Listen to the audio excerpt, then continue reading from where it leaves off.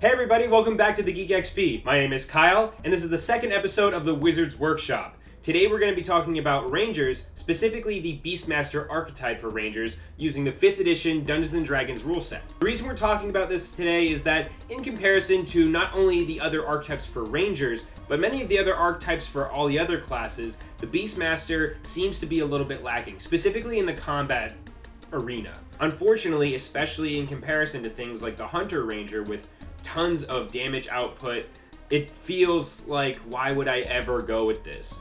For Rangers who want a beast for terms of scouting or infiltration or other non-combat purposes, this may not apply, but if you want a Ranger who wants to be competitive, helpful, and progressively valuable in combat scenarios particularly, if they want to run that fantasy of being like Drizzt and Guinevere from the R.A. Salvatore novels, this video is for those dungeon masters and those players for ideas how to homebrew and have rewards to help those players feel like they are contributing more to their group.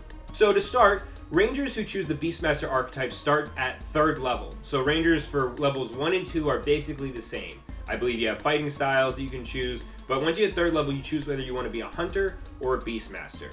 An example of this is Guinevere, the astral panther companion to Drizzt Do'Urden in the famous R.A. Salvatore novels. If you look at Critical Role, Vox Machina's resident ranger, Vexalia, played by Laura Bailey, she has a pet, Trinket, a bear, which Matt Mercer has actually allowed her to use a brown bear. So already we have a little bit of homebrewing in that.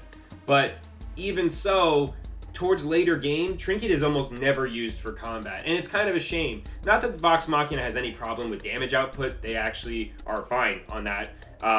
But still, I'm sure Laura wishes she could be more effective in combat and not feel like Trinket was always such a liability. Because in late gameplay for Dungeons & Dragons in 5th edition, pets aren't very useful. They just aren't. Let's talk about homebrew ideas and changes you as a Dungeon Master can make to tweak the rules and hopefully not break the Beastmaster Ranger to make them too powerful. One of the ideas is altering the way that hit points work for a pet. So by their standard, the pet rules work so that when you get a pet, their armor class, their attacks, their skills and proficiencies, and damage rolls are all booned by your player character's proficiency bonus, which is really good. This will go up to a +6 by the time you're 20th level. However, their hit points are either based on their stat block or ×4 of your player character level, which means at 20th level, when you are basically a paragon, your pet will have 80 hit points. A way that I was thinking to help remedy this is perhaps having your pet start when you're at 3rd level at max hit points. So for this video, I'm going to be using the Panther as an example. So for hit points, you would either have 13, which is in its stat block, its hit dice is 3d8, or you would have 4 times your ranger level. For me, if my friend player wanted to have a Panther companion, I would say, okay, at 3rd level, your Panther has 24 hit points. And you roll for hit points for your pets as they go up. This is beneficial for a couple reasons. One of them is it creates a feeling of, first of all, players love rolling dice, so the more dice, the happier they are. And it creates a sensation of progressively leveling up and becoming tougher with the Ranger in a dynamic way. Downside to this is they may roll really badly. So we would recommend, based on the hit dice, so for a Panther it has 3d8. So I would recommend running so that every time you level up, you roll a d8 and add the Constitution modifier. Now for a Panther, its Constitution is 10, so it's a +0. Panthers aren't particularly tough compared to other beasts, but if you have a boar pet, it has a bonus to its Constitution. A wolf has +1. I believe a boar might have +1 or +2.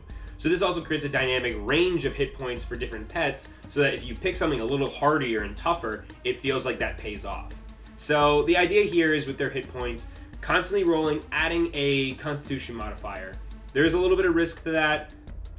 Try it out, see how it works. Other ideas are making them more interactive in combat. As it stands written in the player's handbook, a pet can take an action such as attack when a ranger forgoes one of their own attacks, which means until you reach 5th level and your ranger gets 2 attacks, that means that your pet is kind of limited to either him or her attacking or you attacking. And this can be limiting and not necessarily feed into the fantasy of wading into combat with your friend and fighting together. It feels like, am I going to hit him or are you going to hit him?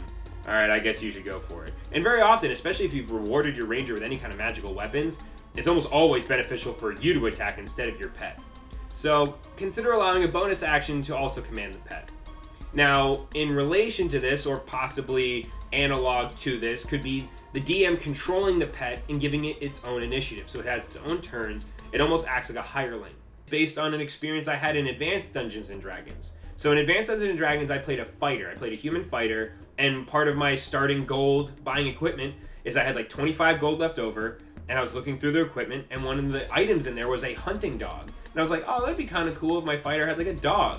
And I talked to my DM, who was one of my English teachers, and he was like, yeah, you can buy that, but I mean, it's not going to be very effective in combat. He's probably going to die. I was like, it's cool. It's going to be awesome. So I bought this dog, and that I named him Balder after the Norse god. And Balder ended up having, I think, more confirmed kills than any player in our party. Mostly because we would just wear down enemies and he would end up getting the killing blow. But we bought him armor, the Dungeon Master started giving him character levels, and it became a fun experience where I would give orders or commands to the animal, and then the animal would interpret them and do them to the best of his ability. So that was a lot of fun. So I bring that up because you can perhaps homebrew a rule where your Dungeon Master controls the pet. Some players may not like this.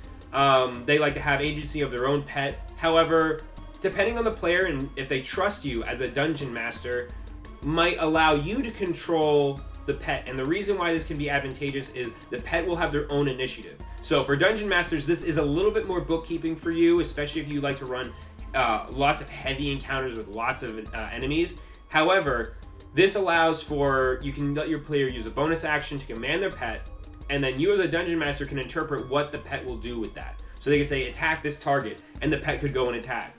And now what this will particularly do, and the reason why I like this, is it creates the feeling of having a creature that you have a bond with and can command, but has a mind of its own, which is what it would be like. Your Dungeon Master, if they're not a jerk, should work with you in an established relationship with you and that pet. But maybe sometimes if you treat your pet badly, like if you just throw them into every dangerous encounter, maybe they stop listening to you. Who knows? And that's an interesting dynamic to create at the table. And it's a new conflict for them to try to resolve. So consider allowing the pet to have its own initiative, but under the direct control of the Dungeon Master, but give the Ranger a bonus action commanded to attack. So it'll listen to the Ranger, but it's more of its agency is given to the Dungeon Master. Maybe the pet they choose isn't even really for combat. Maybe it's a hawk.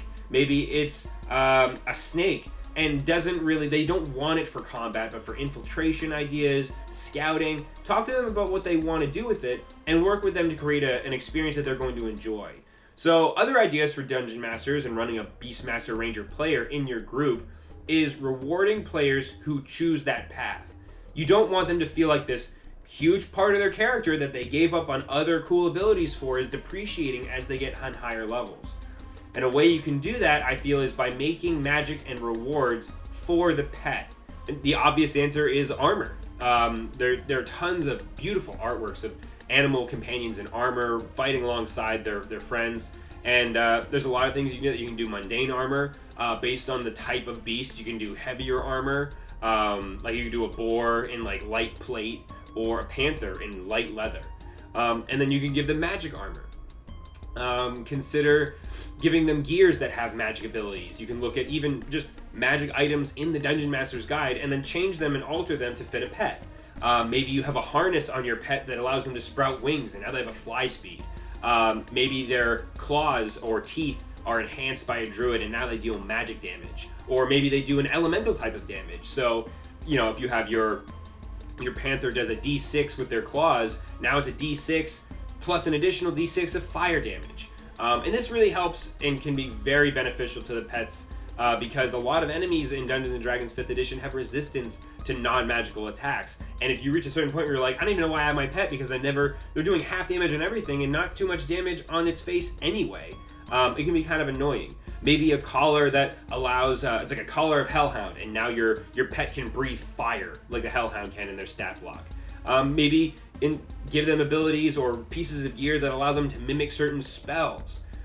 Look at other animal abilities. Maybe after working with your beast for a certain amount of time, your panther gains the pack tactics benefit of a lion. and now you gain advantage if you're fighting together in groups and you're flanking your opponent. Look at other abilities that other animals have, especially if there's like bigger versions of your pet. Look at the stat block for a wolf and look at a dire wolf. Are there any changes or new abilities that certain other animals have, and maybe progress them over time? Have maybe the fear ability. After your pet has fought alongside you for so long, they're getting scarier and they're more intimidating, and maybe have them have a low level like dragon fear that other animals and other enemies need to overcome to even face off against this terrifying beast, because animals are scary. Like, if you've ever seen like the size of how big animals are in real life, like if they're mad at you, there's fear there. Like goblins in particular would be like, no, I'm not, no way, and they would run. And that's cool too, to show up to a fight. If you're a ranger and you show up to the fight and these bandits are like, oh, what are you gonna do all by yourself? And he's like, I'm not by myself, turn around. And they turn around and you have like a raptor or a panther or a wolf just staring him down. They're like, oh, bollocks. And now they have to fight two of you, and that's satisfying. Consider giving them gear with that copy spells, and maybe have it so that if you want to use any of these magical abilities, a way to limit that, or maybe limit's the wrong word, in order to balance it, have it use a ranger resource, something like spell slots, so that in order for your pet to do something cool, it does require use of your own spells. Don't have all your gear do that, because then it feels cheapened. Maybe you get a necklace with 3 beads, and you can meet a beast in the wild, connect to its essence, and copy its essence into one of these beads. The ranger then can use a spell slot of a certain level based on the challenge rating of that beast, and shapeshift using basically a copy of the polymorph spell, their pet, into something new. So let's say you have high enough spell slot levels, you meet a triceratops out in the jungle, you copy its essence, and now you can shapeshift your wolf into a triceratops for a round. Or not for a round, but like for an encounter. Or maybe an hour. Maybe you don't want to use it for battle. But that gives your pet more versatility, and it gives you almost a fantasy of having 4 pets in one. Just ideas to help make your ranger feel like their pets are competitive and effective and fun is a really big thing. An idea might be giving them increased intelligence. So maybe give your pet a circlet or a collar that increases their intelligence to 10 or 8, something like a blink dog, and it can understand you. Maybe it's a telepathic bond and you two can speak telepathically, or maybe now it can understand common. That's just a huge bonus. Rather than having to learn commands and training, it can just understand what you say. Maybe now it can speak, and now it has a personality throughout the whole group. Look at other spells. Try to find ways to incorporate balanced rules that are already existing in the game to enhance your pet. A crazy idea might be once per day you can shapeshift your pet into a hybrid form of whatever it is, granting increased strength and intelligence, almost like a lycanthrope. Think of ways to keep the pet progressively helpful as you progress through the game. Now, they're never going to be able to go toe-to-toe with a dragon when your guys are high level, but you want them to be able to be competitive and have cool abilities that allow them to be creatively used. Maybe you have a panther. Again, I'm going to keep using the panther. And it has a collar that allows it to grow gills, and now it can breathe underwater and sort of adapt to its environment. Find creative ways to reward your players who have chosen to be a Beastmaster. They're going to have a lot of fun, and it's a good exercise in finding fun, new, creative ways to create gear, and maybe that'll start sparking new ideas to create gear for your players rather than just the pet. Maybe consider changing the very nature of your beast. Maybe it gets bound with energy from the higher planes, and now your beast is considered celestial and is immune to charm effects. Maybe it's a fey creature and is immune to charm and sleep. That's cool. When that sort of ability comes in helpful, it is so helpful. It's like, okay, they cast sleep, the fighter's down, the wizard's down. Well, what about my pet? Your pet is totally still up. Because it's a fey creature, it's immune to charm. And they're like, yes, that's awesome. And it's super satisfying. And then as a DM, you're like, it's not game breaking, they're not killing things with that ability, but it's new, it's fancy. Consider over time, maybe they get their pet just either grows either naturally or through some sort of magical boon. They just become bigger and scarier. So if you have a panther, you can just start looking at stats for other beasts. So if you have a panther and it just starts getting bigger over time, now instead of being a medium creature, it's large, which means instead of being claws and bite a d6, d4, now it's a d8, d6. And now its size is bigger, so it's rolling bigger hit dice, and it's got new abilities. and it's just this big, scary, honking monster. But make sure your ranger earns that. So maybe that's like around 10th or 12th level, all of a sudden their beast is just bigger and scarier and badder. And it feels like, yep, I invested into that, and now it's totally paying off. My pet's a total badass, which would be very game-breaking early on when you're fighting bandits and goblins. But later on, when you're fighting horrible, terrifying creatures, having that big pet, super awesome. And potentially a new mount. Who knows? They may not be into that, though. But just always think of ways to keep the pet progressively helpful, competitive, and valuable. In late game, they're never going to go toe-to-toe with dragons, but they should be helpful in almost any situation. And try to give them abilities, magic gear, and items that make players want to use their pet in combat. The signature magical item for Vex'ahlia and Trinket in Critical Role is basically a Pokeball to store him in whenever he's not useful. And you can, if you ask anybody from that crew, especially Sam, they'll tell you he's never useful. And it's too bad, because I'm sure Laura wishes that Vex'ahlia and Trinket together could be more helpful in the late game. So these have been a few ideas. Another idea I wanted to briefly touch upon is running in a lower magic setting, because a lot of these ideas, especially for all the magic gear, is really great if you're running in a high fantasy setting like Matt Mercer's Critical Role. If you're running a lower magic setting, something like something Matt Colville might run, consider simply altering some of the rules for having a beast pet. I think the simplest way to do that is by eliminating the 1/4 challenge rating and size limitation, by bumping it up from a quarter to a challenge rating of 1, and by making it a size large. This will allow you to include things like brown bears. This will allow you to include things like lions, tigers. In the Volo's Guide to Monsters, they increase the number of dinosaurs that we have stat blocks for, including the Deinonychus, which is the classic velociraptor you see in Jurassic Park. And these animals are a little bit bigger, they're a little bit more formidable, and with the base rules as written, and maybe a few key magic items, will allow them to be competitive and fun to run. You run into some potentially worrying things at that point with things like giant owls and giant eagles, which could be pretty game-breaking at 3rd level. It's like, oh, I have this giant flying mount and I can go anywhere. And all of a sudden you're like, I didn't think about that. So be careful with that. Talk with your player. If they're like, I really want a lion, okay, I'll let you have a lion.